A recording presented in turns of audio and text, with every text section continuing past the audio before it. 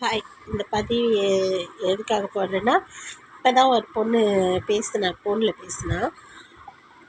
எனக்கு வேறு உடம்பு சரியில்லை. பேசும்போது அவளுடைய கஷ்டத்தை சொன்னான். இன்றைக்கி வந்து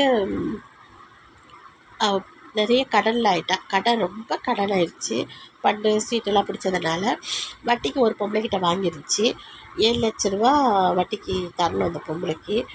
அது டாக்குமெண்ட்டை வச்சு தரேன்னு சொல்லியிருக்குது. வீட்டு டாக்குமெண்ட்டை வச்சு தரேன்னு சொல்லியிருக்குது.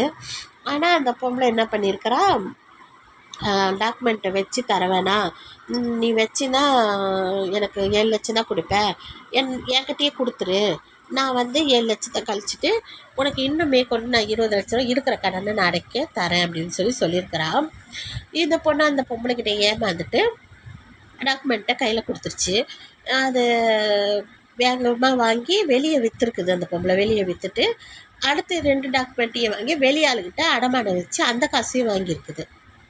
அதோடைய கணக்கை முடிச்சுட்டு மேட்ரை முடிச்சுட்டு 20 லட்சம் தரேன்னு சொல்லி தாக்கா, நான் வெளியே கடனில் கொடுத்துட்டு வட்டியை கட்டிகிட்டு இருக்கேன், எனக்கு இன்னொரு இடத்துலேருந்து வர வேண்டிய காசு வந்தோடனே நான் ஒன்று கொடுத்துட்றேன் அப்படின்னு.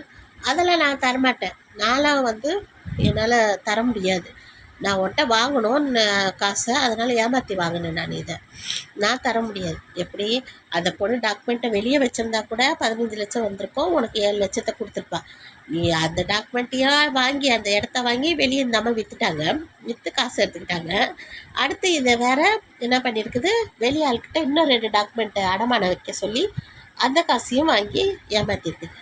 இதில் வேறு முருகன் மேலே வேறு சத்தியம் வேறு, எல்லாருக்கும் நான் காசு நான் கொடுக்குறேன், உனக்கு வரப்போ அந்த காசு கொடுத்துருன்னு சொல்லி ஏமாற்றி வாங்கியிருக்கேன். இந்த மாதிரி பிராட் ஆளுங்களாம் பார்த்துருக்கீங்களா? ஒருத்தட்ட கடன் வாங்கிறது பேசலை, கடன் வாங்கணும்னா அந்த கடனுக்காக நம்ம வந்து கடனை கொடுக்க தான் போகிறோம். வட்டி காசு நிறைய அந்த பொண்ணு வட்டியில் நிறைய கட்டியிருக்குது.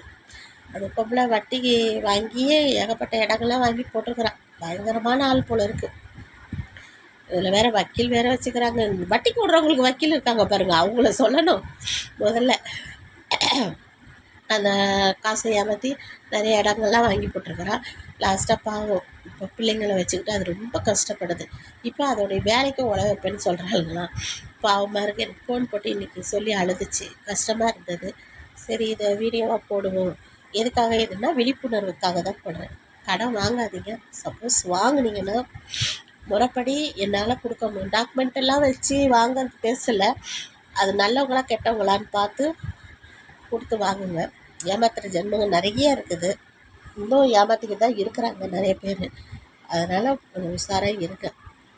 அது சொல்ல தான் இந்த வீடியோ போட்டேன். ஓகே, பாய்.